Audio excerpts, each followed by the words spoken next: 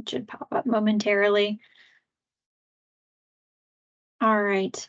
And of course, everything disappears as soon as I start sharing, but if someone could just let me know if you can see the screen with Ryan White on it. Yes. Okay, great. Okay, so we'll go ahead and get started. Mika, did you want to talk about the photo? Sure. So usually for most of our PowerPoints, we have like a moment in history. And so this month we are commemorating the loss of Ryan White. So the namesake of our program, and his passing away at the age of 18. So it's if anyone has been on the Ryan White conferences, the national ones where his mother is speaking, it is really such an emotional thing to hear her talk and just see that the legacy just keeps on being upheld by everyone who does this work.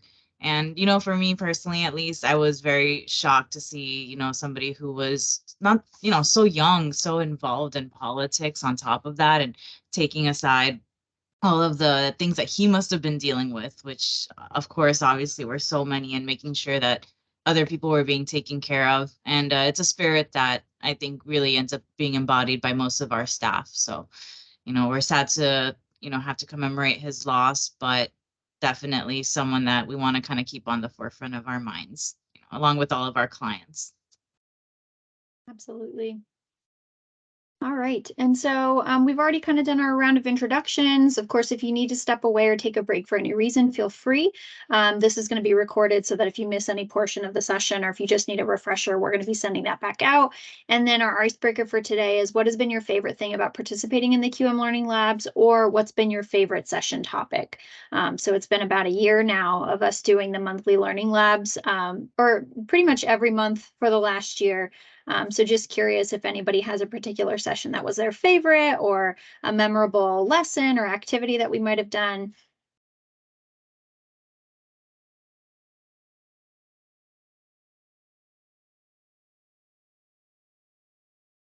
It's Jessica. I'm sorry. I'm distracted because I can't see the slides again.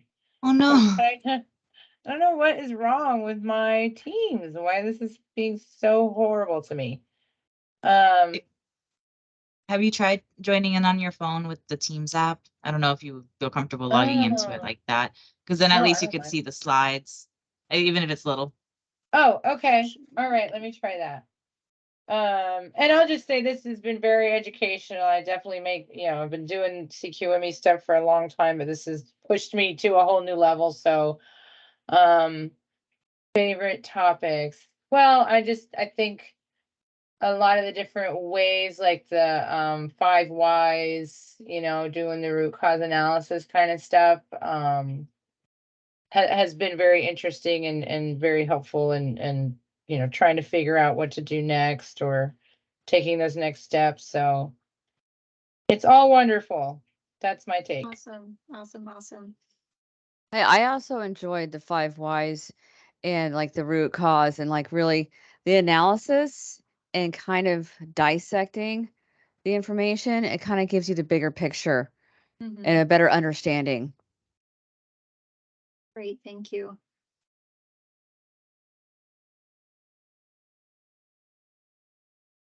Well, unfortunately, I haven't really gone through your video playlist yet, That's so okay. I apologize, but that is one of the nice things I think about your QM Learning Labs, is that you do have those available to be watched at a later date.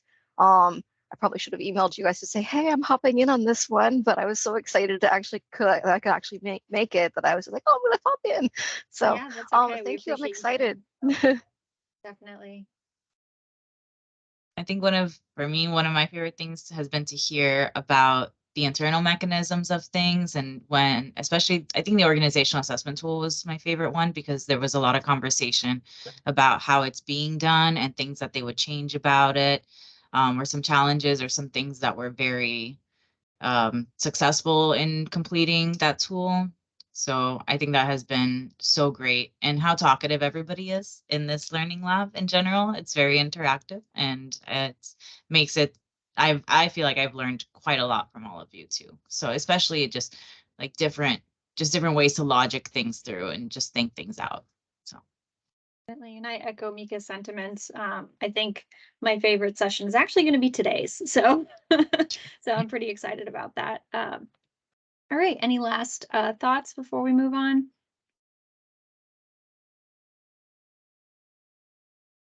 All right. So as always, we have our same community agreements, just making sure that we're, ready and prepared to contribute, and also, trying to get as much out of this as we can. So the more we put in, the more we get out. Of course, that happens through all the interaction that we have throughout these monthly learning sessions.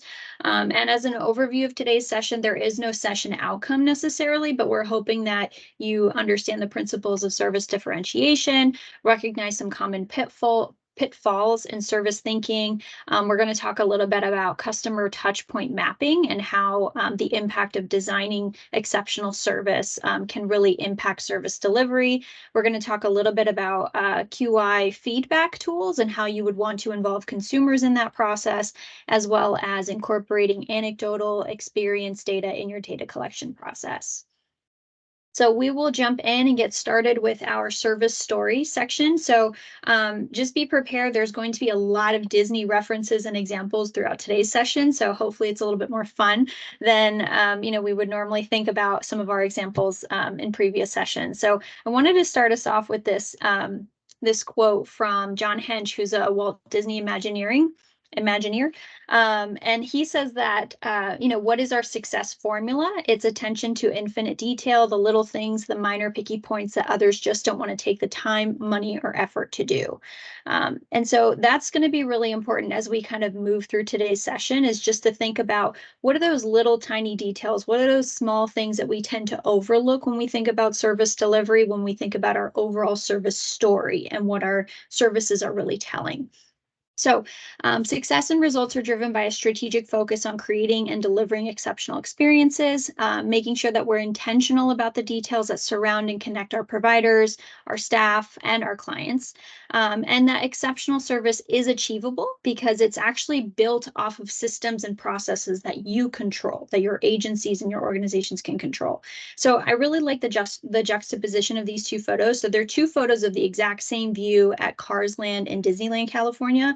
And you can kind of tell that, like, with all of the different show elements that Disney includes, all of the scenery, it would be really easy to miss if to not notice that maybe like a holiday garland was not installed during the holidays, but there are definitely going to be a few guests who will notice, right? And so Disney believes that whether it's many people or many guests or only a few guests who actually notice that that hasn't happened or have their experience enhanced, that it's going to be worth it. It's going to be worth that extra effort. So just wanted to kind of highlight that, since I thought that was really cool to see side by side. So when we think about exceptional service, you've probably seen things like, in our business, the customer is king, the customer is always right, those type of slogans. This is not exceptional service. So exceptional service is not the result of some poster or some slogan that's posted on an office wall. Of course, we want to aspire for our services to be perfect, but the practical service goal is not perfection. Exceptional service is about the systems, the standards, and the processes that we create. And it's really the result of careful design, very intentional, flawless service delivery, and the construction of a recovery safety net for when services don't go according to plan and there's service failure. So the level of service in most organizations, it kind of tends to take on the characteristics of a bell curve. And this is what a standard bell curve looks like. Most organizations are going to have services that fall into three broad categories: poor service, average service, exceptional service. So you can kind of see that continuum along the bell curve. And most customers are going to fall in the average service category, which is going to be the largest section of the bell curve. And to the right half of the bell curve is where exceptional service leads to loyalty, leads to increased satisfaction with services. So just keep this bell curve in mind, because on the next slide, it's kind of cool to see how we are trying to shift the curve in the customer experience. As an organization, we should look to be continuously aiming and shifting the curve from what you typically see in terms of service to more and more instances of delivering exceptional service every single time.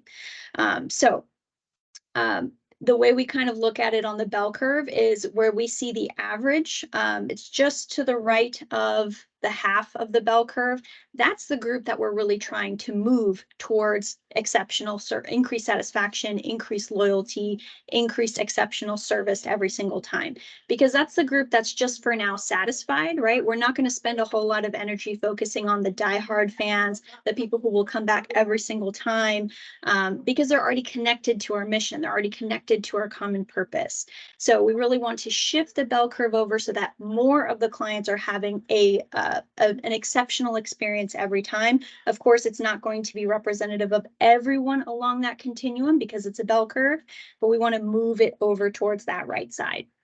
So a really nice example that I like is the Disney parking lot. So let's say that you and your family drive into the parking lot, you spend the full day at Disney, it's wonderful, everyone's having a lot of fun, and it's the end of the day. Of course, everyone is tired and all that's left is to find the car and go home. But your family doesn't remember where you parked. So what do you do at this point, right? Because everyone's tired. The last thing you want to do is start circling the parking lot, jumping back and off the tram. So Disney actually trains its cast members to answer the question, where did I park my car? And the way they do this is really interesting because you probably wouldn't notice it. When you first pull into the parking lot at Disney, every time they begin to fill a new row, cast members are trained to actually take note of the time. And so if you can remember the time in which you arrived and you drove into the parking lot, cast members would actually be able to check those sheets and see which rows were being filled in that time. And they could point you to the rows where your car is most likely to be, which I think is phenomenal and fascinating, because that's where you talk about attention to detail, right? And I'm not sure if you've ever had experience with that at Disney. I haven't personally, but I mean, I can tell you I would be thrilled if, I was really tired at the end of the day and I completely forgot to take note of where we parked the car and someone's still able to help me. And so it's looking for an opportunity for differentiation. And what we mean by that is just how can you make your services stand out? How can you make them different? And what we know is that there's been a gradual decline in customer service, which has created a significant opportunity to differentiate our services. And so when we say a gradual decline, that's for a number of reasons. Of course, automation is having a big impact. You hear a lot about what's happening with AI right now and how that's impacting many different industries and how that may automate services to a point where we actually lose that human to human interaction and human to human service. But as a society, we've really just kind of developed an acceptance for poor customer service. There are some industries where we just know the services are that we can expect that the services are not going to be the best. So you've probably heard of the Gallup organization. They're those Gallup polls that are always putting out lots of different trend information and data. And they say if you don't make an emotional connection with Disney trash cans, what kind of stands out to you as you first look at this photo? Feel free to unmute.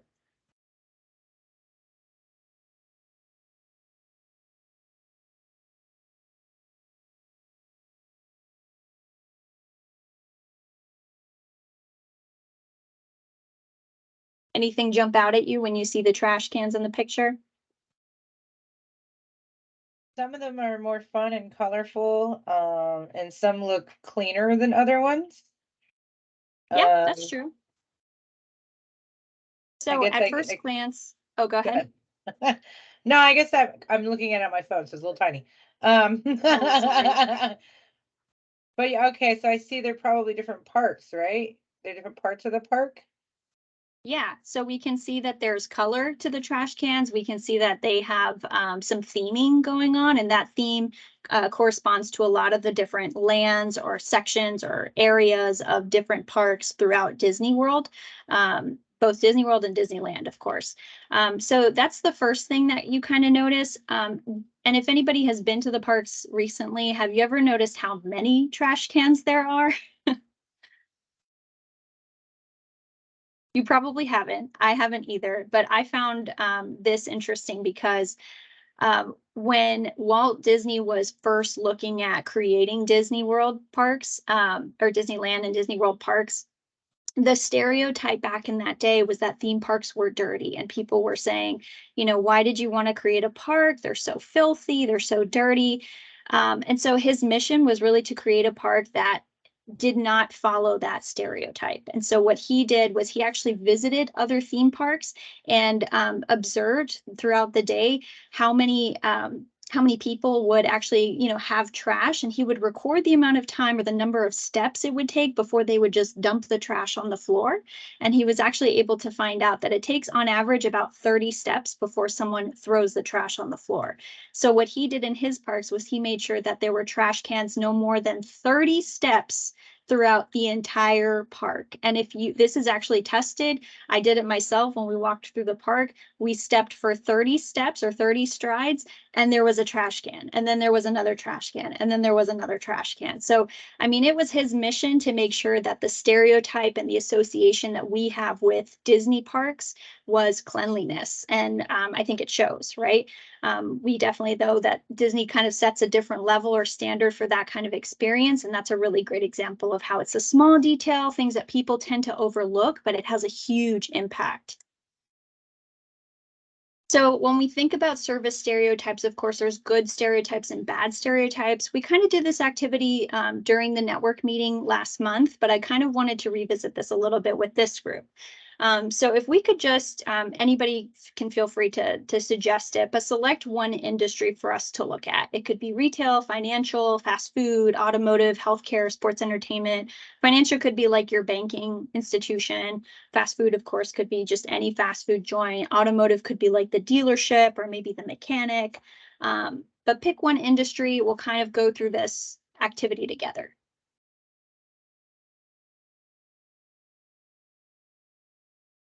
Fast food. Okay, fast food. So let's pick one fast food joint so that we're not maybe conflating experiences. And let's think about a negative experience. So Jessica, do you want to throw out a place where you've had a negative experience with fast food? Oh my gosh, we've almost X'd all of them off of our list of never to return again. So it's sad because some of you really like, All right, let's go with Taco Bell. That was the first biggest X. Okay, Taco Bell. So let's think about Taco Bell. Let's describe the environment. Where are we? What does it feel like at Taco Bell? At Taco Bell, well, gosh, it's been a long time since I've been there. I don't feel like I'm a customer. I feel like I'm a burden. Okay. So Like- describe what the service provider, what the staff at Taco Bell are doing. Like, what are they saying? What are they wearing? What is the experience that you see with that service provider? No smiling. The staff seems absolutely miserable. They just seem like they wish they weren't there. I guess some folks may be a little unkempt. But yeah, just no smiles, no joy. Okay. And how did that make you, the customer, feel? Like, why did I come here? Yep. So maybe some regret there, maybe some feelings of, gosh, I don't know why I continue to put up with this. I'm not sure the food is all that great. Right. So your overall impression, how would you describe that? Poor. It's poor. Poor impression. All right, so let's take a positive experience. So same set of industries. Maybe you can pick a fast food place that you do like, right? So that we can kind of compare the two examples. Is there one that you've had a positive experience at?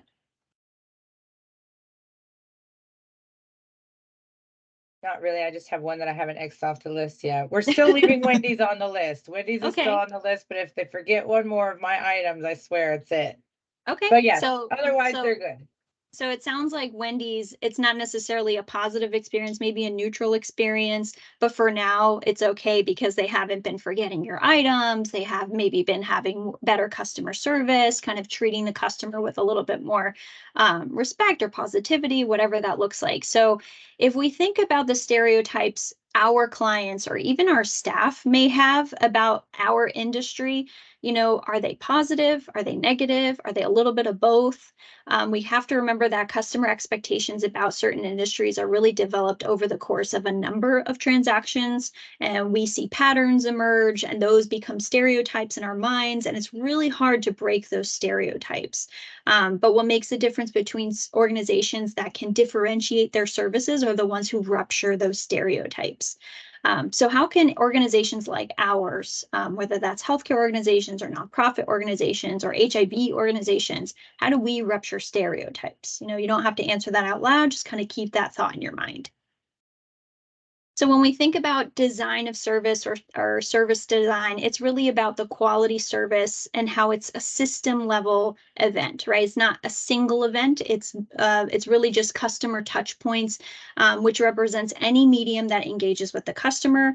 Services are experienced in a number of small events over time, but that initial impact of service on the customer is super critical because the initial experience is the customer's full service context. So when we look at the dimensions of service, we look at it as a touch point, right? So that line represents a customer experience, right? That could be a visit, that could be going through the drive-through, whatever that is, right? That's the customer's experience, a single customer experience, I should say.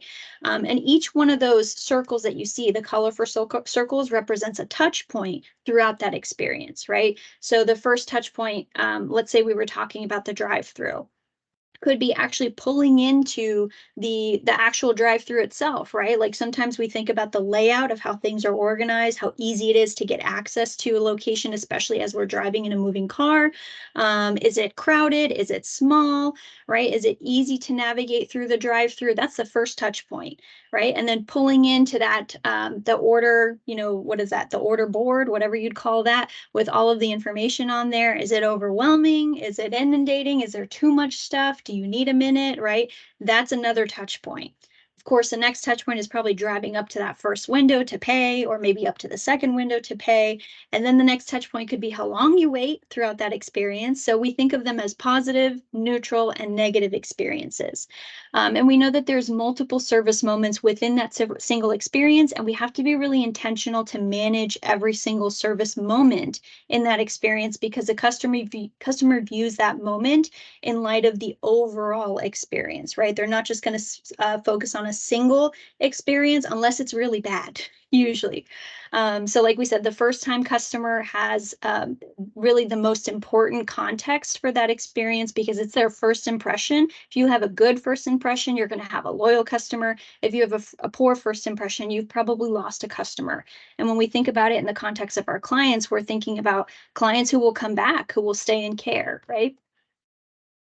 And so quality service is about systems, not events. So when we think about dimensions of a service, I want to actually kind of take us through this example quickly. Like, let's think of a single dining experience. We've already done the fast food one, but maybe if we thought about an in-person or sit-down dining experience, someone can throw out any example that they've had recently and kind of just describe that experience for me. I'm actually going to put it up here for us. I can throw some out there. Can you hear me? Go for it. Mm-hmm. Okay. Yeah, so I went out to eat and the server was miserable. Where did you eat out? It was Outback. At Outback. And he was stressed out. Okay. And I so was think that your very first experience coming in? Yeah. Okay. So that sounds like it was a negative experience. But before you met the server, right? Were you seated by anyone? Was there a hostess who greeted you? Yes, and they looked like they were running around with their heads cut off too. Okay. So would you describe that as a negative experience or maybe neutral? That was neutral. I Okay. understood, but the server, I just think they were understaffed. Okay. So yeah. So when you were seated, can you describe, what that experience was like? Was the table clean? Was everything picked up? Did it look like it had been wiped down? Were there enough condiments or utensils placed on the tables for you? How would you describe that experience? That was fine. Sitting down was fine. Table was clean. Everything was presentable. Okay. But it took forever just to get a drink, Okay. initially. So, and The I used to server do wasn't that. nice. I used to do that for a long time, many So years. server wasn't nice. They took Yeah. forever just to come and get your drink, right? Yep. What else? And then I could hear him complaining, like in the corner near the Okay. computer. So it was like everything. And the food took forever, and then the food was cold. And I was like, It took hey, can we forever. get another one? Food was Like, cold. or just heat it up for me, But then he was upset about that. Okay, so poor attitude when you asked for the food to come back warm, which is not an unfair ask. Yeah, it was a steak, so you know. Oh, but I mean, we still ate and tipped them, but you know, I tried to be empathetic. They were just running around with their heads cut off, so he was just having a bad day. But it sticks in your head, so Mhm. and that's not Well, good for business, right? Yeah, You and know? I don't blame that for sticking in your head because look how many reds we've hit so far, right? And we haven't talked about anybody else that you might have interacted with throughout that dining experience, whether it was somebody who bussed the tables or who brought your check, right? Did a manager come by and ask you how things were going? That's normally No. Yep. standard. Like Okay, so we we got asked another him red. too. Yeah. Management did not care, obviously. I mean, it probably took an hour and a half. Wow. Okay. So Yeah. yeah, overall a pretty poor experience, and that's definitely reflected by the number of negative touch points that you had throughout that visit. So you may not be coming back to that Outback, right? No, Especially if that I'll might just have get been your first takeout. impression. I'll just get There you takeout. go. So at least you're willing to give them the benefit of the doubt and say, like, let's try the experience in a different way, right? And kind of give them that grace.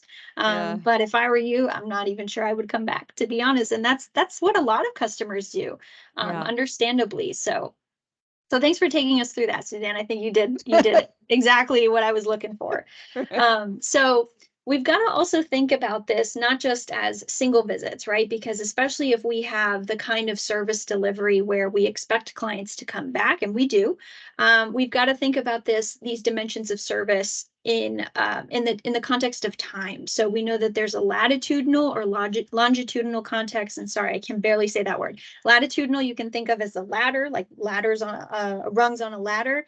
And those are going to be the customer's single experience, just like we saw in the previous slide. And the longitudinal experience is the customer's experience over time. So it's like the collective of all those individual ladder or rung experiences. And this is going to represent the overall service experience, which could be years, it could be decades, it could just be a couple of visits over the last quarter, whatever that might look like. But we clearly see that we need to have a balance of consistent service experience.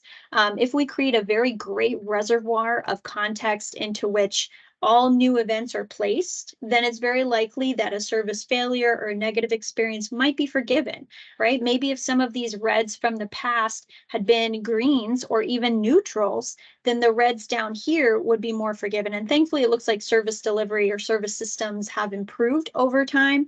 But just think about it in the context of a client's overall experiences, right? Not just that single visit.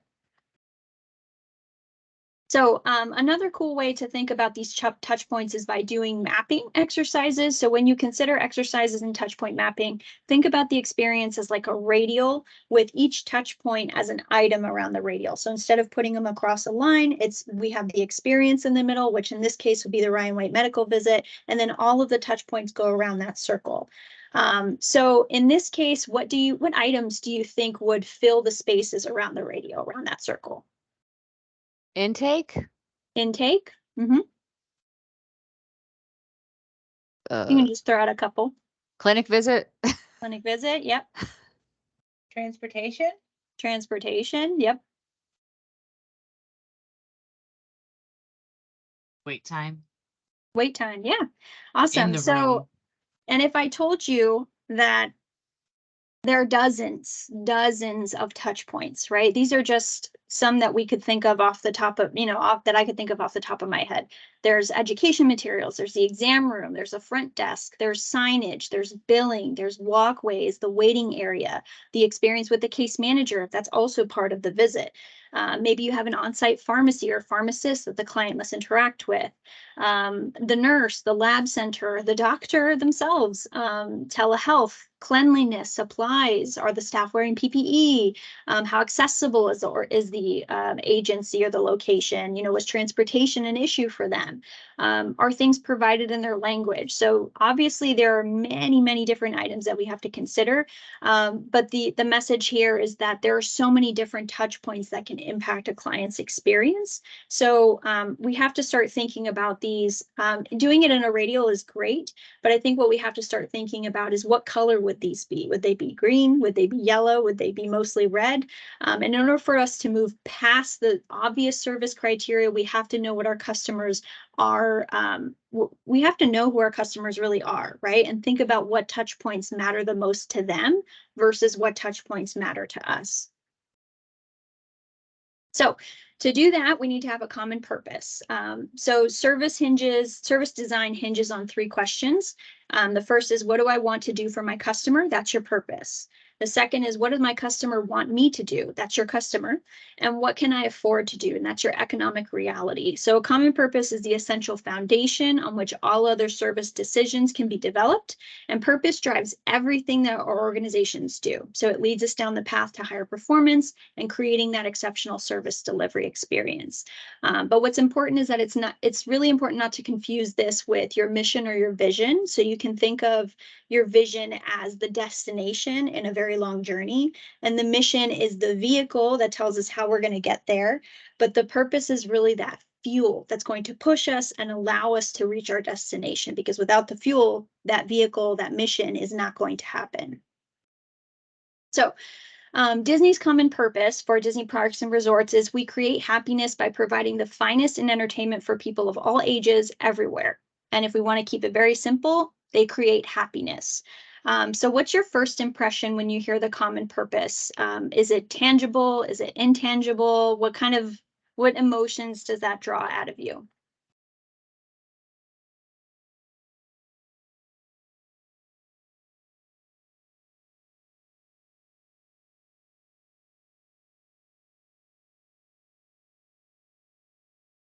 Is anyone surprised by this common purpose?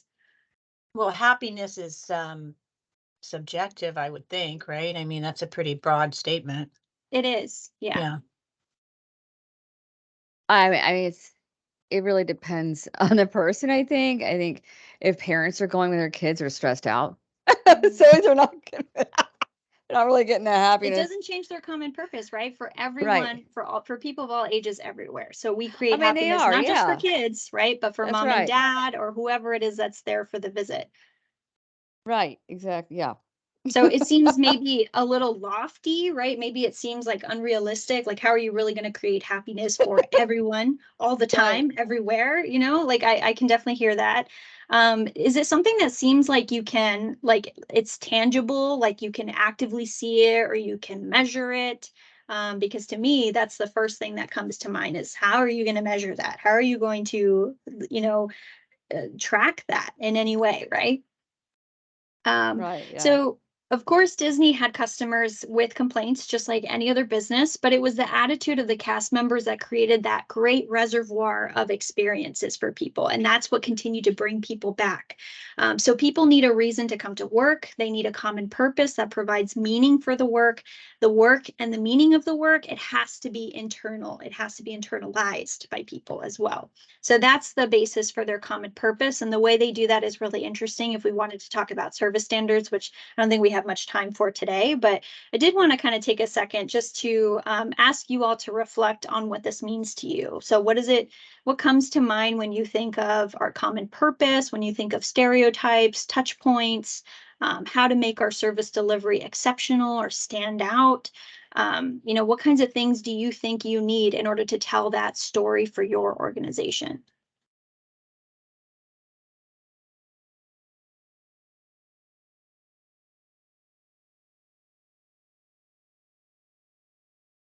That's a very big question. It is. Yeah. Yeah. Can you repeat that again? Sorry. Yeah, just reflect on, like what we just went through when we're talking about the service story. So, when you think about stereotypes, when you think about touch points, when you think about what makes us stand out, and you reflect on what that means for our organizations and the work that we do, what is your first thought? What is your first kind of like aha moment or your biggest takeaway? Or it could even just be a question that you're unsure about. I mean, I think like when I started working here, I coming to understand this epidemic and what is included with it. It's not just the HIV, but it's the other scenarios that come into play. And it's truly, you have to be, you can't judge, and it's really is unconditional love. Literally, you have to just look at the bigger picture and understand they're all going through something. And I can't imagine like what they're going through, all of them. So I think that's really, it changes you, your perspective. Absolutely. Yeah, I feel like it's really hard to relay all the different things that we have to offer. And it can even be overwhelming, as exciting as I think it is, you know what I mean? To really be able to make a new client or even an existing client aware of all of those things. So trying to think of how to relay that is it just kind of boggles my mind. Mm-hmm. Oh, can I add, like reflecting, I've never had such what's the word I'm trying I've never had more people tell me in my life ever, like, thank you for saving my life. Ever. So, wow, right? I mean, we're doing something good, you know what I mean? Yeah.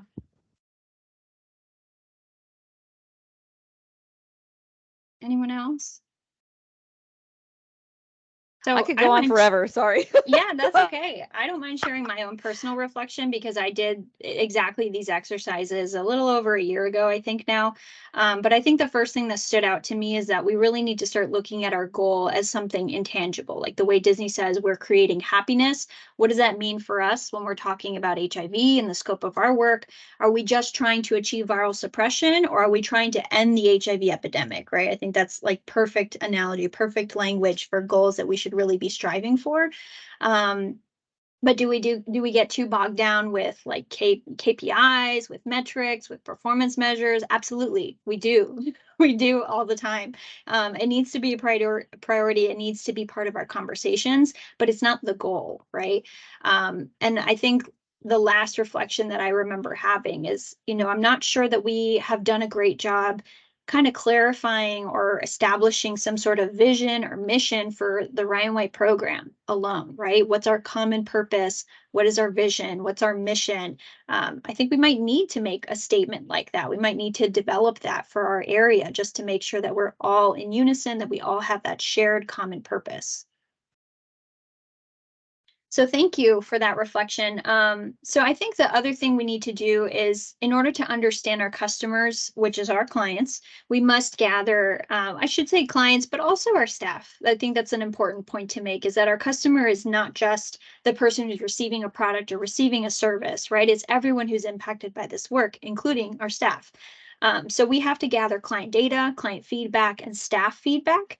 So client data is, everything that you would see in Careware, in Athena, and any systems that we're using. But it's the equivalent of doing consumer research, like in the private market. So it could look like asking a quick question about demographics, like, hey, what's your zip code? We're trying to survey some folks for some information or for a particular study that we're doing.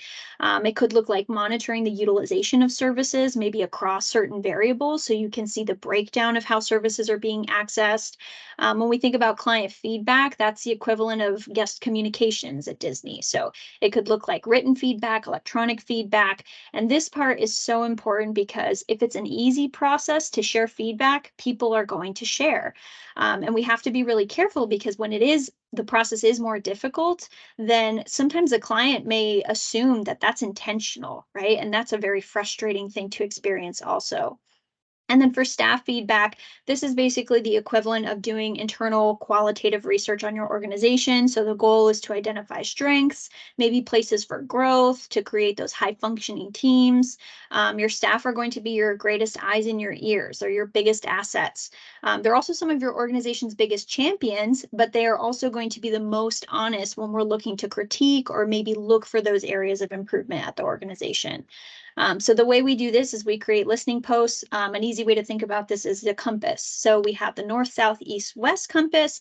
You can think of them as the needs. So not necessarily basic needs, but situational needs. And in our case, actually, we're really talking about basic needs for most people, right? We're talking about what clients need from you. They need care, they need medication, they need food assistance, they need housing, they need navigation, right? When it comes to their health insurance. And then we also have to think about what the client wants. So this is the desired outcome. Clients want to be healthy. They want to have a good service experience. They want to trust their providers. They want to have peace of mind, right? They want to be respected overall.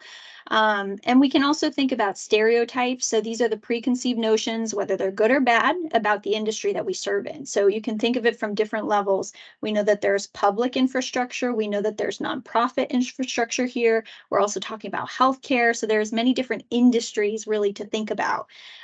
Clients actually might think that because services are delivered by a nonprofit, that they're not going to be as good as they would be in the private sector. Or maybe they think that going to the health department is going to provide a less than adequate experience than going to somewhere else, right? And that's something that I've heard of directly, right? I've actually gotten calls from clients who are from other states and thinking about moving to Florida, and maybe most of their healthcare needs are served by private providers, or they're served maybe in the public infrastructure. When I tell them I'm connecting them to, agency A, and they say, like, is that a nonprofit or something? And I say, yeah, it's a nonprofit. And they say, oh, well, are they good there? Is the doctor going to treat me well? Right. So that's obviously a stereotype that people might have that we might need to disrupt or dismantle. And we also need to think about that E, which is emotions. So how we connect with clients on that emotional level and how we understand and be sensitive to their experiences. So when clients experience a heightened emotional state, maybe they have major life changes. They've lost their job. That's going to have a big impact on their stress levels. It's going to have a big impact on their frustration, maybe the threshold for that frustration, because they're worried about their income. They're worried about insurance. They're worried about maintaining that access to their care, just like any of us would be. So I'll go ahead and turn that over to Mika. She has a lot to talk about when it comes to client satisfaction. Mika, did you want me to keep sharing? Yeah, that's fine. Okay, sure. Okay, so thank you.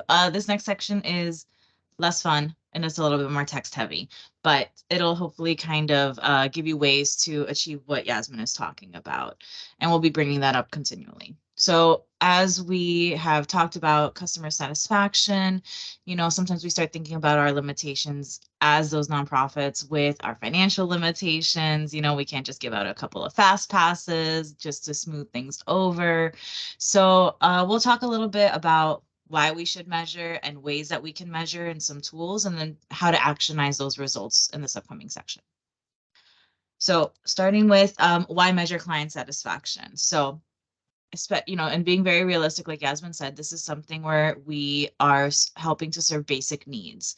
So this isn't an optional thing. It's not going out to eat. It's not having a fun day with your family. This is something where sometimes these people need to come to where we are. We have our clients, they need to come to where, because maybe there aren't any other kind of providers in their area. And so with that, we have to really be very sensitive to that sometimes it's not necessarily a choice that they're choosing us, but we still want to make it the most respectful, high quality level of service that we can provide, especially when we think about the fact that maybe they don't have a choice in where they're going. So we want to make sure that the one choice they have is the most high quality choice. So when we're measuring client satisfaction, we are, of course, looking for opportunities for improvement to see those points of dissatisfaction or maybe areas that leave clients highly satisfied and what are they doing right. It also helps to enhance strategic decision making by providing that insider information. So maybe the interaction with the COVID screen, this is a little bit dated, but the interaction with the COVID screener that's outside is something that nobody else gets to observe. No manager really sees that because it's happening outside, but maybe that ends up being a very negative touch point for some clients. It also helps to reduce costs by identifying non-impactful work or finding ways to streamline things. We can also make sure that we're meeting client expectations. We are creating benchmarks to where it is that we need to get to or where we've already achieved. And we can also help to identify barriers in accessing services by measuring their satisfaction. And really, the biggest thing around our healthcare is that these satisfied clients, they tend to comply with treatment and appointment retention. It basically across the board. I didn't put all of them. Most of what's coming here is from a lit review that summarizes things, but I read through like, I don't know, like 5 studies like over the past couple of days, and over and over and over, the clients that feel satisfied, they feel respected, they feel like they are involved in their care. They are the ones who are willing to make sure they take their medications, comply with the appointments, or at least communicate and let their case managers or their staff know what's happening and how can they become a satisfied client or patient. So we can move to the next slide and talk a little bit around defining satisfaction. So we have some examples up here, but if anything comes to mind, I definitely invite you to unmute and we can talk about it. So satisfaction, as we've talked about with happiness, it's a very kind of intangible thing that's very subjective and sometimes can really depend on people's own personal lives. So what might not have upset somebody one time, maybe they didn't get a food card this one month, but the next month they are very much struggling. And so it is actually a big deal that they're not getting their food card. So there's lots of different ways to define it and to try to look at it. So some examples that come up in the literature are looking at client attitudes towards their care, aspects of care, their emotions, their feelings, their perception of delivered services. So was this service delivered appropriately? Maybe obviously they're not clinical experts in some things, but if they see the nurse fumbling and hitting their vein, doing and making mistakes like that, they go home with bruises. They're like, that was not right. That was not right. So the client, having that perception that things are being done in a correct way.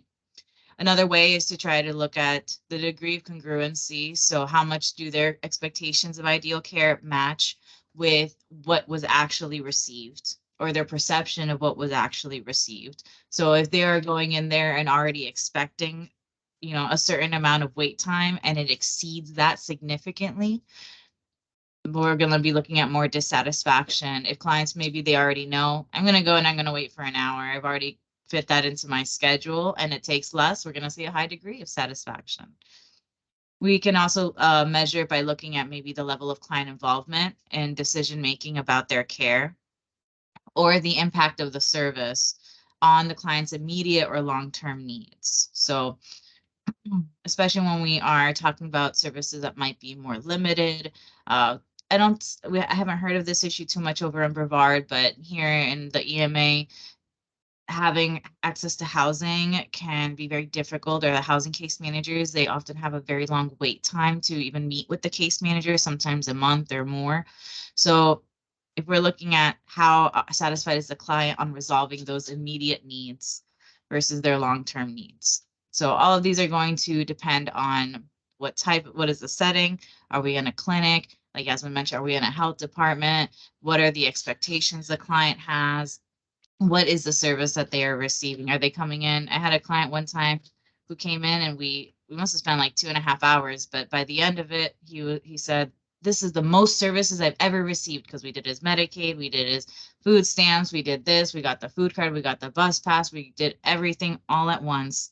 And it was more than he was expecting because he was just doing an intake, but that making sure to just go above and beyond and taking that little bit of extra time where you can, smoothing, and just making sure that especially that first interaction is really productive.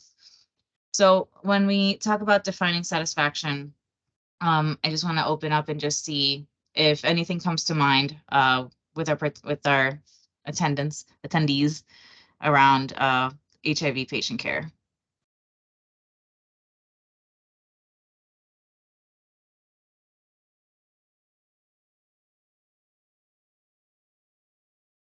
I'm sorry, Mika, what was that actually the question that you're asking?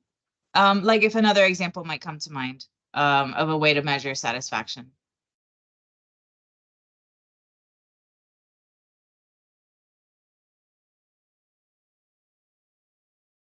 In a overall, or individually with clients, like when you're doing a plan of care, you could discuss it with the client at that time. Mm-hmm. Mm-hmm. And that brings up a very good point in what are we looking at? And we're going to talk about that as the different tools that we can use. Are we going to be doing these one-on-one interviews to determine are people satisfied or not, and kind of allowing people to go on? Or is this more of a generalized survey that we are distributing to as many clients as possible? So that's a great point to bring up. I don't know if this is a good answer or not, or if it's right. So we started like a little thing here where we would, so I have a nurse with me and we team up with one of our medical clients, and I've noticed it's actually made a difference. Like they felt that service, like that extra help. And I could tell he's more satisfied with this because he hasn't been suppressed for so long. And we really just wanted to let him know we're here and we can help him get to that point.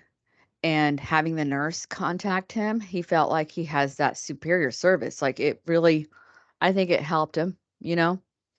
He feels more satisfied having the extra medical attention.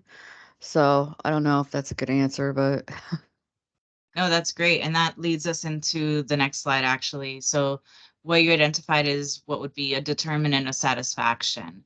So when we're looking at the different components that make up whether or not a patient is satisfied, and this list is coming from multiple satisfaction surveys that have been administered, and these are, it'll really depend, right, on the culture, the time period. Something in the 1990s is going to be a totally different one than now. The culture, the time period, it's the type of service that's being provided. So but in general, these are components that if the clients have this, they are more satisfied with their care. So we look at staff attitudes relating to empathy and compassion. So do clients feel like people actually care about them? Do they feel like maybe their case manager is just waiting to go home? It's the end of the day. They don't want to take the extra time. They also look at staff and interpersonal communication skills, and that is in relating to them. So do they feel like things are being explained to them in an accessible way? Are they being spoken to in jargon? And so with that, we're not looking at just the medical providers, because obviously sometimes we know that that's where we see the biggest offenders with jargon. But even with case managers, we can just make sure to not speak in acronyms, making sure that we explain processes. If we know, for example, that it's very hard to get on disability, not speaking down to someone who's trying to get on disability because of something that we're like, that's not gonna fly. They're not gonna get on disability for that. And just kind of speaking over them as in, I know everything about this and that's not even gonna happen. But just making sure to explain, these are often the limitations. And we see that in most cases like this, perhaps this might not, be appropriate for, this kind of support, but we can try, and I can refer you to the individual who does disability applications. So how it is that we are speaking directly to the patients and to the clients. Another determinant is what Suzanne just mentioned. So that coordination of care between providers. So and that can sometimes be tricky, because we also don't want to make the client feel like people are like everybody in the office is talking about him.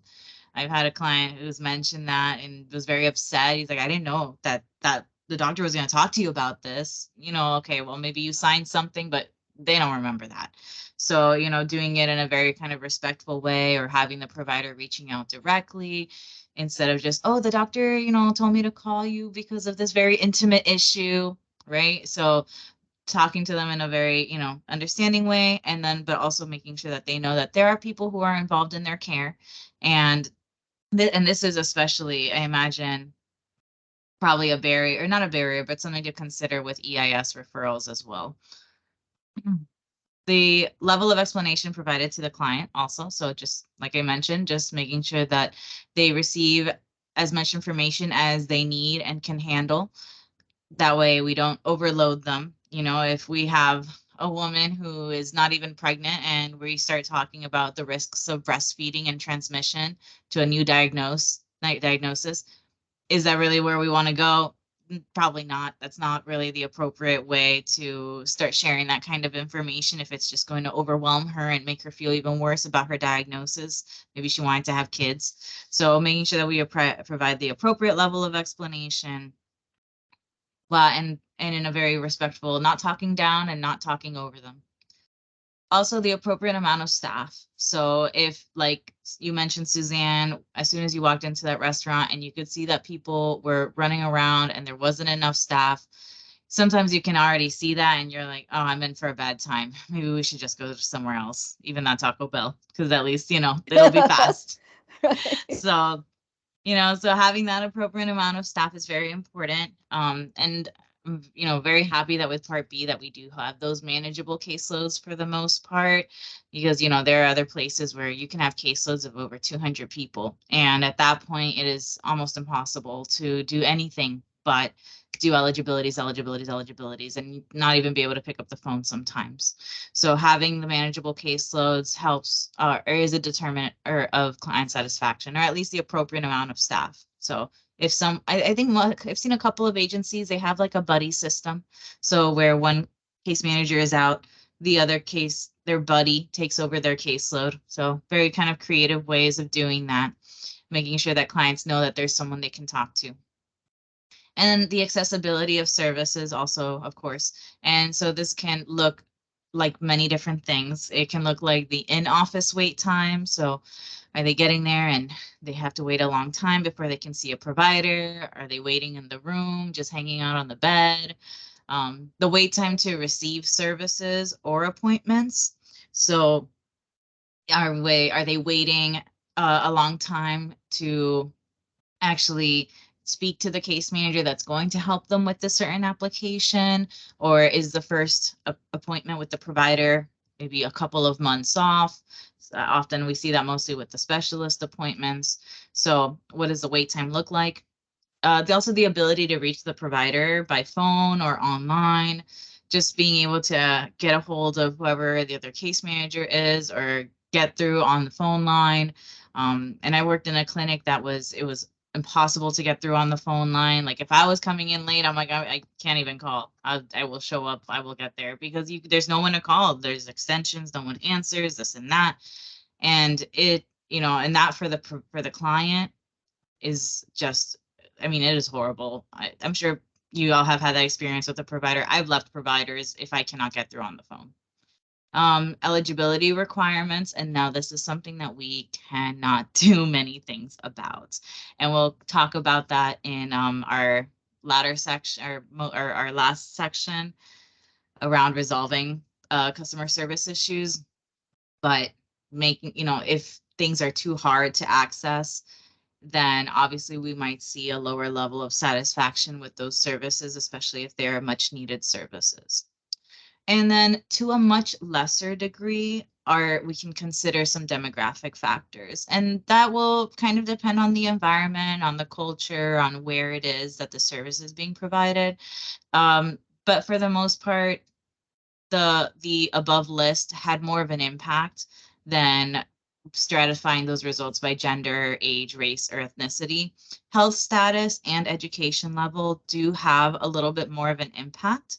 And so we can kind of understand why, if somebody is in a much more dire health situation than somebody else, they might have different expectations for what would qualify as being a satisfied patient or client, and education level as well. So sometimes actually what we've seen in the literature is that the higher education, sometimes the lower satisfaction. And so, and I couldn't find too much of an explanation around that, but those are interesting things to maybe try to stratify your results by and just see if there's anything kind of around there.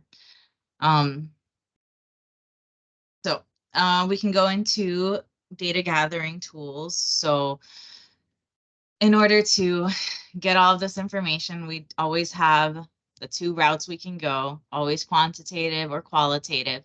So for quantitative, we're going to go over flowcharts and the different shapes and when you can use flowcharts. And so that's more of an internal function, an internal tool to kind of set you up. And that's where you can apply the touch point methodology that Yasmin went over. There are also standardized questionnaires, and so there are already ones available online for questionnaires that have been validated and have been proven to be reliable. And you can also always make up your own. And so the benefit of getting these standardized ones, of course, is that you can compare them against other people who have completed it. But there are also, a lot of benefits to just making up your own. So we'll talk about that. And then some qualitative tools, CAB meetings, town halls, one-on-one interviews, and staff meeting discussions. So we'll start with flowcharts on the next slide. So flowcharts are a very interactive way to try to figure out a process, and not just a decision-making process, but oh, it went away. Okay. Not just a decision-making process, but also just a physical process of how things are going to go. I guess that's not physical, but a procedural way of how things should be going. What does this application for, what does this intake look like? And that's the one that we're going to use. So we're going to use it to also ensure that there is a shared understanding of the process, that all people who are involved understand how it goes, including clients. And it's really good to make these together. So we'll talk about that. So it also helps to identify and improve those client touch points. So you can kind of maybe add those colors in at each of the little new boxes. Is this like a point of contention? Is this like an area everybody gets upset? You can also identify potential bottlenecks or potential delays. So are too many things going to one staff person, as an example of a bottleneck? Or do we see that at this certain point, we often have to wait a couple of weeks before we can continue with the process for some reason? So some tips around making flowcharts. We always want to determine the start and the end point first. It's really best to have multiple voices contributing to this, because we think that we know something, and then we're in a room and we're saying, and then this document goes to here and this document goes to that person, and then that person says, I don't get that document, I send it to this person. Oh, okay, well, that makes sense. No wonder that she's so overloaded, because she gets like 3 different documents. So you really want to have multiple voices contributing to this. We also want to document the current process before jumping to the solution. So this, especially when working through the flowchart, it can be very easy with a group to kind of think like, well, wouldn't it be better if we had it go that way? Okay, yes, it would be. Write that down, and we'll get to it when we do our second, imaginary ideal flowchart, which is the next one. So if you want to start implementing a new process, maybe think about mapping it out first. And so when you're doing this with your team, a good way to do it physically would maybe to be using Post-its. And so using Post-its, and then you can write it, move it around, and kind of doing that a little bit more interactively. So these are some flowchart symbols. So in our little cartoon before, it was just a bunch of squares, because that's really what most people kind of think flowcharts are. But for the most part, they are a slew of different symbols that seem a little bit difficult to read at first, but in reality make it a lot easier to organize yourself. So we have the arrows and the flow connectors, which are kind of the same thing there. And so then the main ones that we see often are the square, which is a process step. So next in the process, we do this. The diamond, which is a decision making. So at that point, we have, so many options, and where are we going to go from here?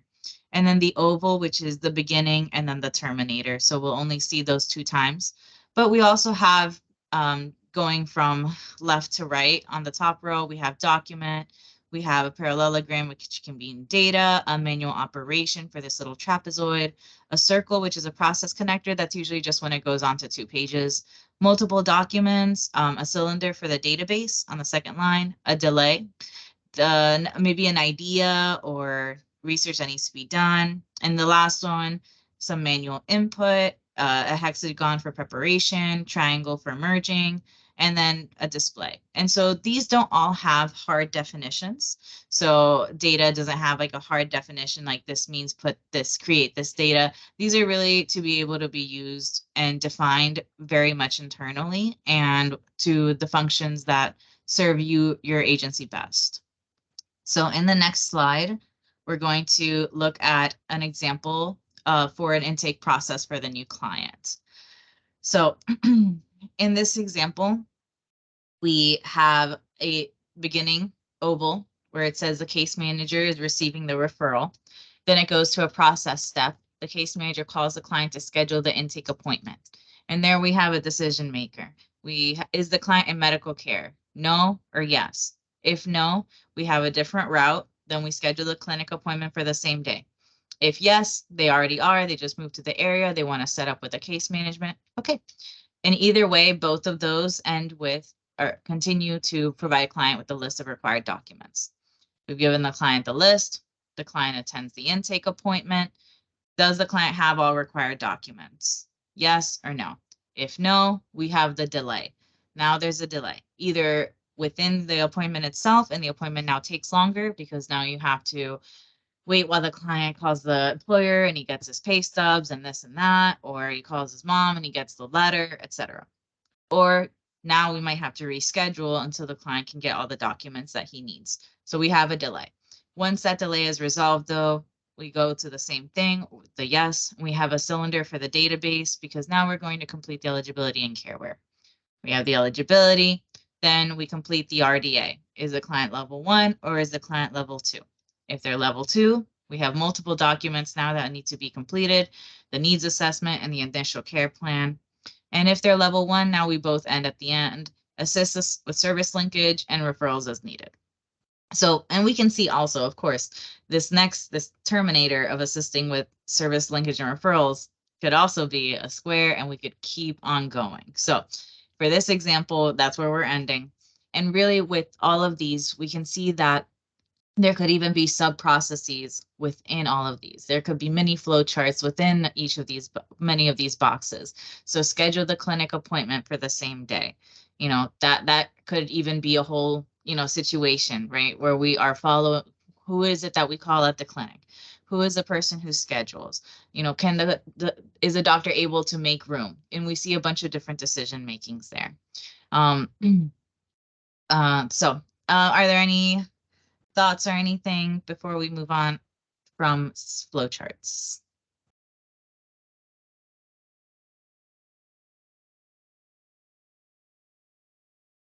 And so I just wanted to also add that this is where I had mentioned that we could add in the methodology of the adding in the little colors and the dots.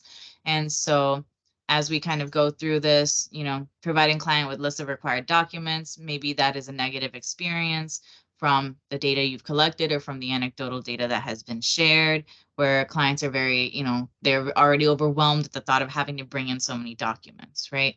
Or completing the eligibility, maybe that is also maybe a more neutral or red colored one because it takes a while to go through all of the forms. And it's very upsetting for the client when they're in an emotional state and now they have to bureaucratize their experience of having HIV into a billion different forms. So at this point, with the flow chart, not only does it help you map out your process, but it can help you then identify those touch points and kind of rate them and talk them out.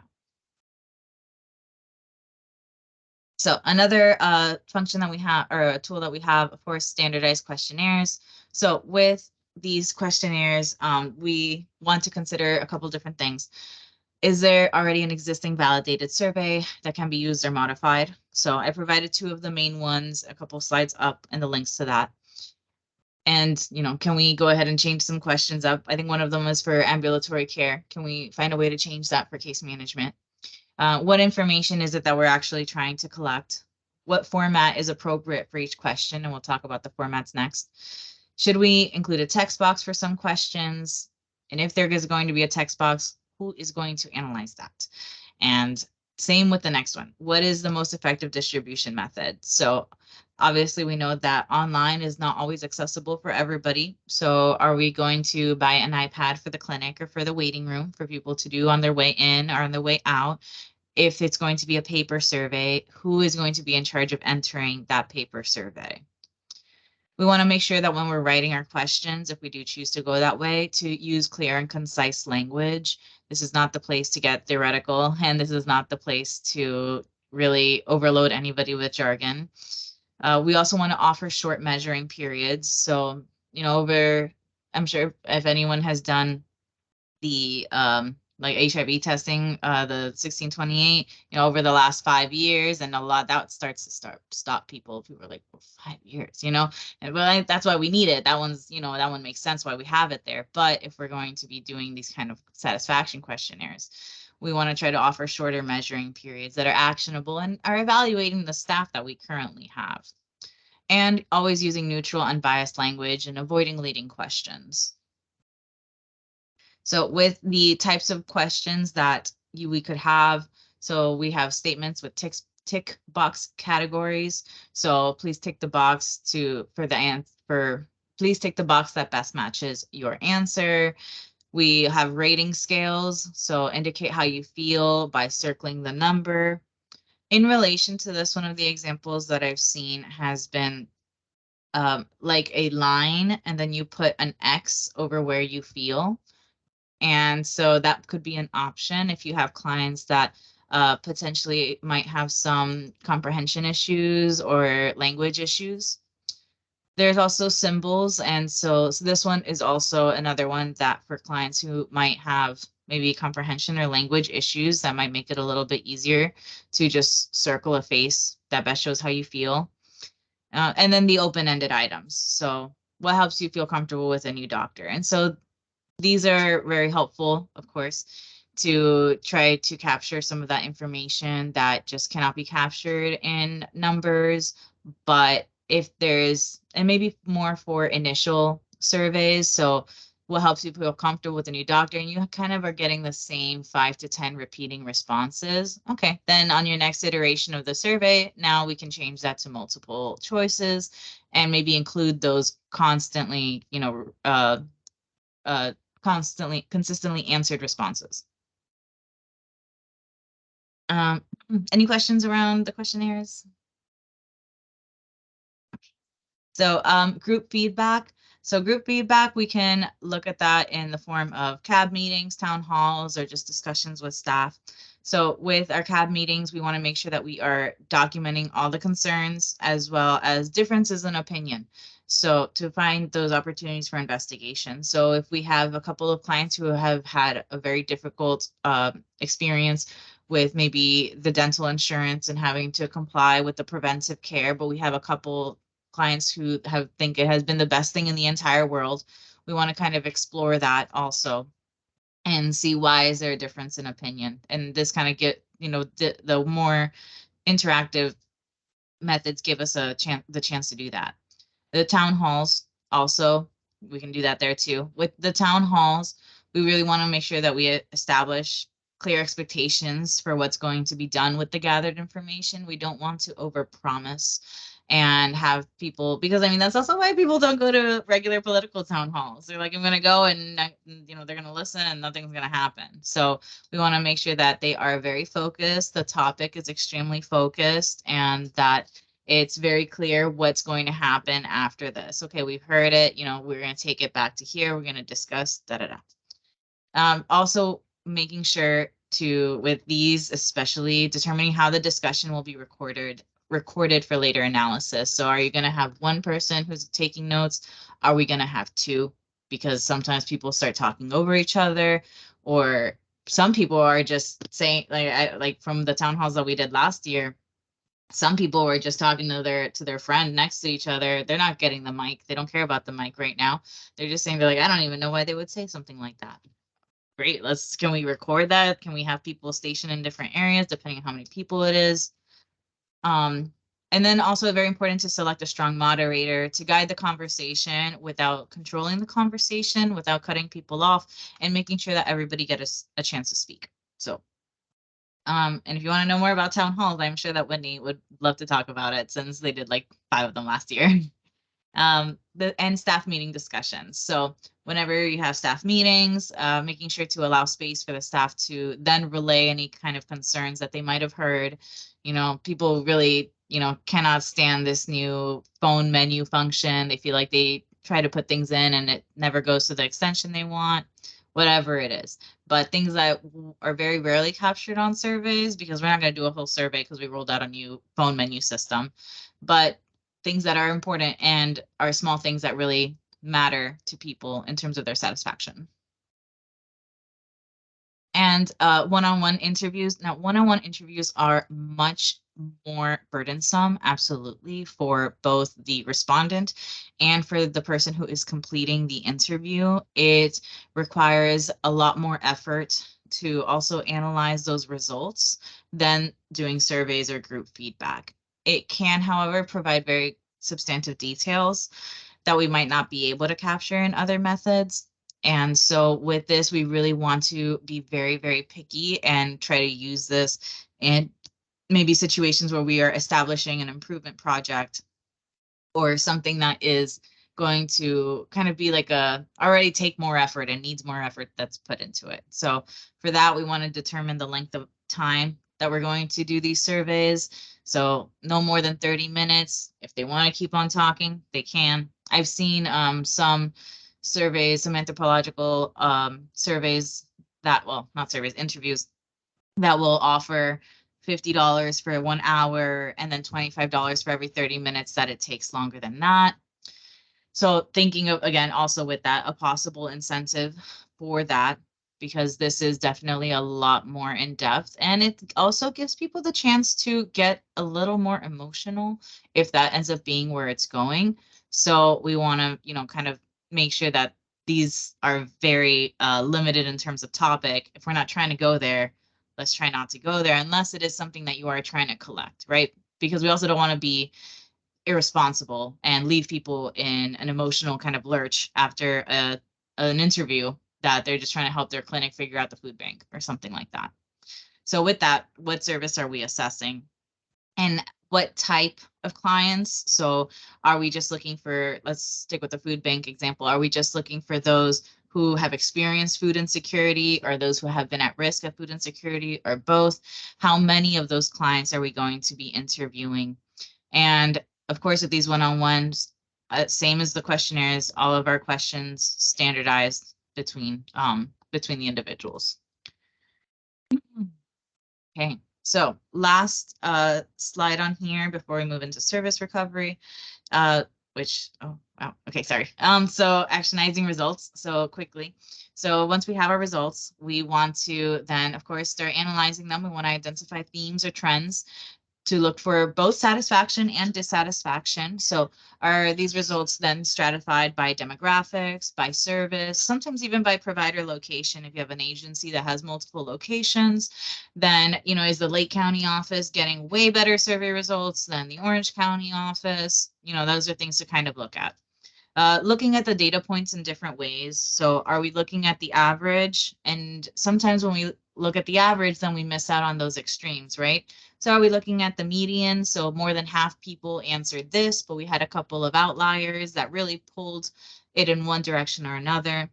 Are we going to look at the mode? Are we looking at the amount of people who answered maybe twos?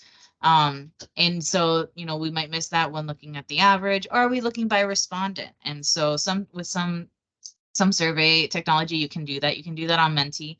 So you can kind of see like, oh, this one person answered ones the whole way through. Okay, looks like they really didn't like it, so, but everyone else answered 3s and 4s. So that made our average drop. So that's something to kind of look at, like, is this just isolated to one person? So, and of course, from there, consider your results within that system's perspective. So if a point of dissatisfaction cannot be changed, if it is an eligibility issue, is it a requirement issue? Is it something that we cannot do anything about? Then can we at least communicate more realistic expectations? Can we make sure that people understand what it is that they are eligible for, or what we have available for them? That way we don't experience that disappointment.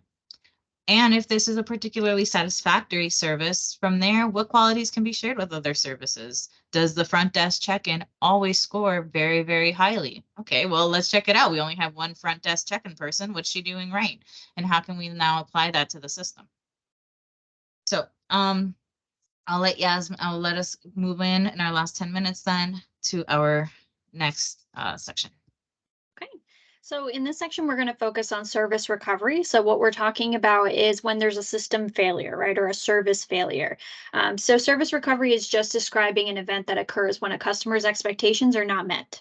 Organizations have to think about this. We have to develop processes for service recovery because they're inevitable, right? We have humans involved at all levels of the service process. And so there's bound to be a service failure that occurs. But when this happens, the process is just as much, if not more important than the outcome itself, because the way we do this and the way we respond really is what drives differentiation. So think about that needs, the emotions, the stereotypes, the wants of the clients as well.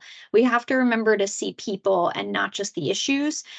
Customers' emotions can really become heightened when service failure has occurred.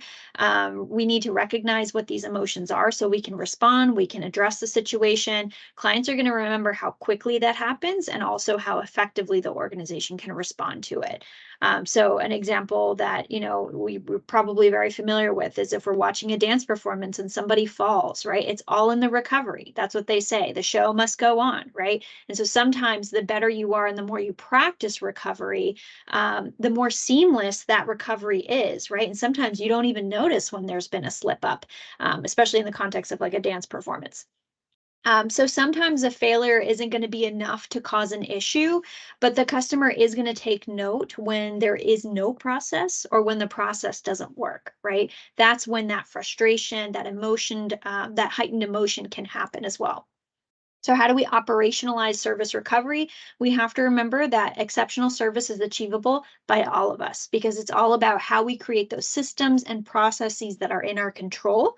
We have to aim to reconcile the relationship, not just resolve the issue. And that's so important when we're talking about treating people with respect, with dignity, and reestablishing trust with that client. So when you think about what service recovery would look like, what if every employee believed this statement? It's not our fault, but it is our problem, right? That in itself speaks volumes because it says we're willing to take accountability. We're willing to accept responsibility. It may not be our fault, right? Or we may not be to blame, but we are going to address it. This is something that we're going to help you work through, right?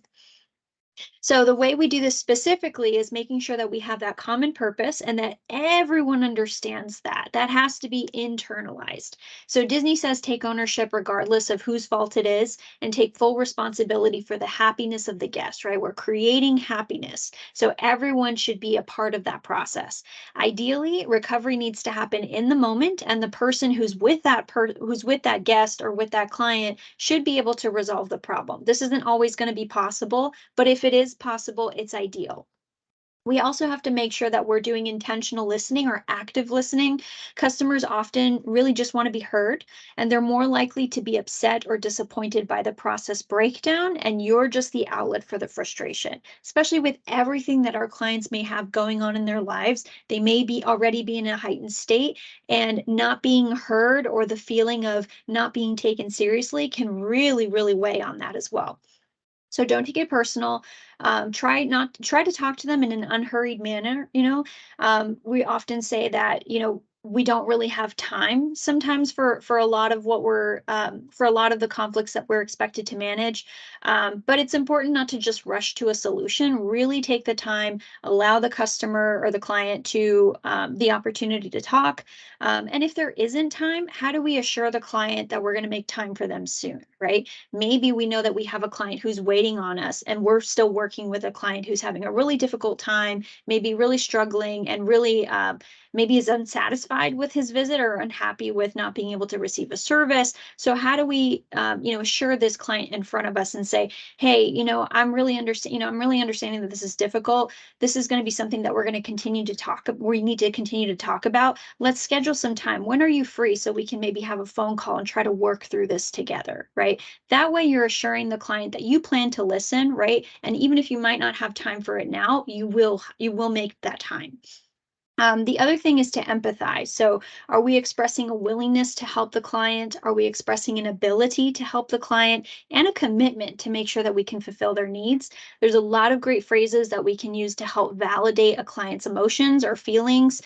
So you can say things like, if I were in your shoes, I understand how you must feel. Anyone would find this difficult. I know it's not always easy, right? Those are things that don't necessarily assign blame or say like, I'm the reason for this, right? For your frustration, but I understand how you feel. This is difficult. We're validating that customer's emotions.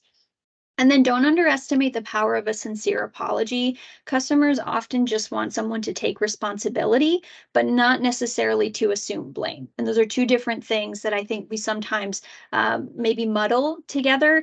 It's okay to apologize, even if you're not the person at fault, even if you're not the one to blame, even if you're not the person that they're really angry at. It's okay to say sorry. And that actually can go a long way with a client as well. And then finally, we want to take action. So we can say things like, it's not our fault, but it is our problem, right? That's how we rupture stereotypes, because everyone is the right person. Everyone can assume responsibility. Everyone can take action. And really delegating authority to be able to take action is, it speaks volumes. It can help empower employees. As long as you're giving them the tools and gaining confidence by responding quickly, you can achieve recovery more seamlessly. And so that's going to really depend on leadership and being able to work with the staff to equip them, to give them tools, to give them ways that they can take action without having to pass it along to the next person, because that can be frustrating in itself. So what happens when you can't give customers what they want, right? The first thing you have to do is explain the reason for the decision or the policy. So of course, Ryan White is a payer of last resort. We know that, we understand that, and we internalize that, but a client doesn't, right? And so sometimes we need to spend a little bit more time explaining exactly what that means for them. But we also have to make sure that we're creating a resolution in the moment, right? We can't always give the customer what they want, but we can answer in a positive tone. We can offer alternatives instead of simply saying no. So when we explain the reason for the decision or the policy, we can say, this is how we can help as many people as we can, right? It's a very different tone. That's a positive tone, rather than saying things like, we just don't have enough funding. Resources are limited. That's very negative, right? So we want to stay in the positive. The other thing we could say is, this is to ensure the safety and well-being of all our clients, including you, right? And that helps to, communicate that this is really a safety measure. This is a policy that's in place to protect you, the client, to make sure that we are also safe as well. That's okay to communicate those things to clients. The second thing is to make sure you are looking for some kind of offset to consider for the client to consider for a way to offset the consideration for the customer's disappointment. So what we're looking for is, if a client is frustrated, what can you do to try to make up for it, right? What can you do to try to soften that? Usually just showing genuine care is enough for most clients. Another thing you can do is offer a recommendation or referral to another resource. You can give a client the priority for an upcoming appointment if they need to be rescheduled, or maybe priority for the next month's food cart if resources were limited. And then always make sure that you're inviting those clients to come back and share feedback, whether that's through the CAB or maybe through a survey process, whatever that would look like. So you can say things like, let me see what I can do. Even if you know that there's nothing we can do, a client will probably see that as, well, you tried, and they're happy for someone responding, someone taking accountability. And then finally, I just want to leave us with one last example from the Disney. So the Tower of Terror, I think most of us probably know this ride pretty well. It's very old.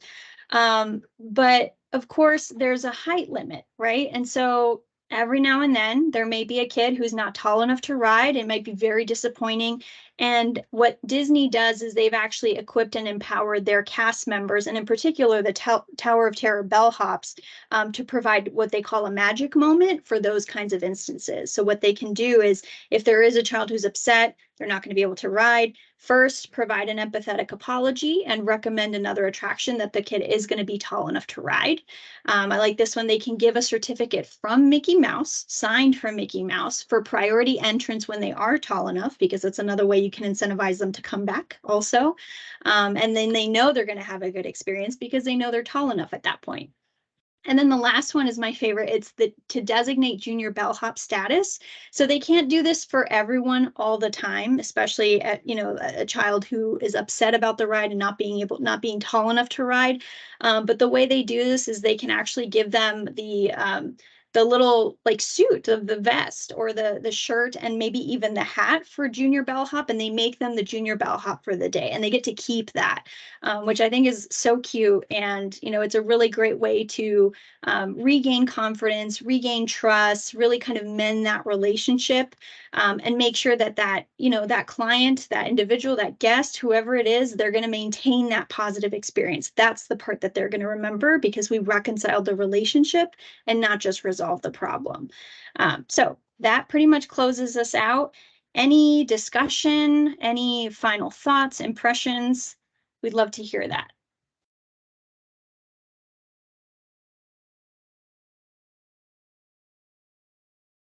I enjoyed it. It was cute. I like the whole Disney vibe. So thank you. Yeah, thank you. Thank you for the great examples. Yeah, this was good because we've been talking about doing different things like focus groups and stuff like that. So I'm excited to keep the slide set. Yeah, definitely. All right, so some quick reminders. Of course, we finished up our April session. So May, we're looking to celebrate you, QM Champions of Learning. So it's been a year of this learning. So we're looking at maybe having a shorter meeting, maybe no more than 30 to 45 minutes. We're not going to do any focused training or learning in this session, but we did want to spend some time maybe reflecting with you over the process of the last year. What kind of changes would you like to see to these meetings or format? Something we've been talking about a little bit more is maybe moving these towards an in-person kind of a format. So we're curious to know if you think that can work. If so, let us know what that would look like for you. And of course, we want to find time to recognize you. So if you have any particular ideas about how you'd like to be, recognized, we'd love to do that. And then we want to also share some other opportunities for QM learning that exist outside of this space, that you can take advantage of. And we can definitely build on what we've learned. So just be prepared for that on May, and then we'll kind of decide what our future is going to look like moving forward with these. But as always, we have a Mentimeter, so we'd appreciate if you spent just, a quick 2 minutes just filling this out for us. You can scan it with the QR code on your phone, or you can go to menti.com and then use the code that's here, which I'll leave up for a little bit. But that rounds us out for today. I know we're a few minutes over, so I appreciate you all staying. And Tessa, if you have any feedback, we'd love to hear that from you. But thanks so much for joining. Thank you. It was really great being here. I'm going to try to make this a priority going forward too. So thank you so much. Thank you. Okay, so if there are no other questions, concerns, thoughts, we are good to close out. Thanks again for joining us for another month. Bye, thank Thank you. you. Thank you. Have a great Thank day. you. Have a You great too. weekend, guys. Thank you. You too.